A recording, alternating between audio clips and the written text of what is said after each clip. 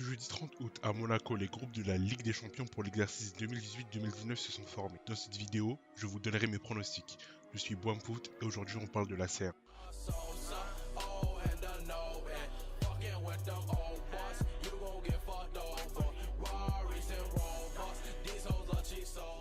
La poule A est donc formée de l'Atlético de Madrid, de Dortmund, de l'AS Monaco et du FC Bruges. Ce groupe sera à mon avis remporté par l'Atlético Madrid qui a su se renforcer avec l'arrivée de Thomas Lemar et la conservation du champion du monde Antoine Griezmann. La seconde place sera prise par Dortmund car l'AS Monaco s'est trop affaibli avec le départ de joueurs cadres comme Fabinho, Joao Moutinho, Keita Baldé. Le club de la principauté devrait donc se retrouver à la troisième place et être relégué en Europa League.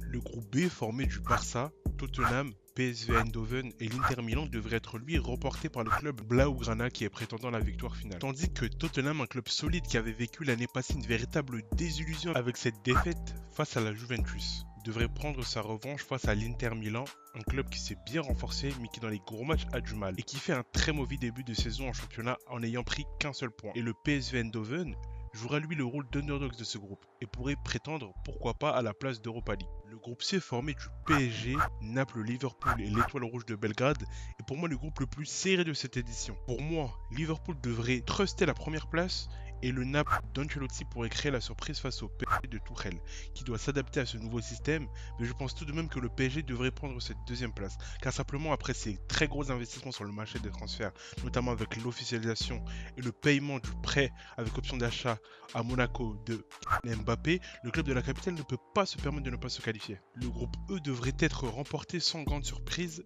par le Bayern Munich, suivi de l'Ajax d'Amsterdam. Benfica devrait être relégué en Europa League pour renouer avec l'Europe. Ce groupe F devrait être remporté par Manchester City, l'équipe de Pep Guardiola. La seconde place devrait être, elle, contestée par les trois autres équipes de ce groupe. En tant que Lyonnais, je suis bien obligé de placer le club à la seconde place, malgré le fait qu'Hoffenheim soit une équipe qui tourne bien, le Shakhtar est une équipe expérimentée.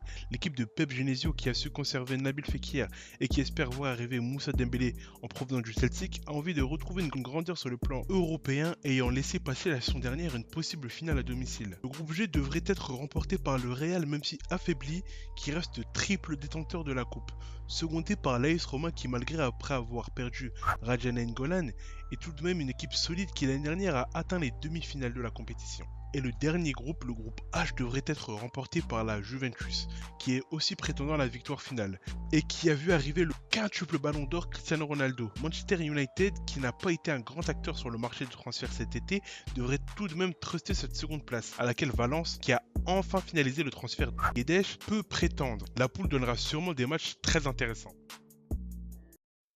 Et voilà, c'est fini pour cette vidéo. Si elle t'a plu, n'hésite pas à lâcher un like, à t'abonner, à partager cette vidéo à tout le monde. C'était Boamfoot, ciao.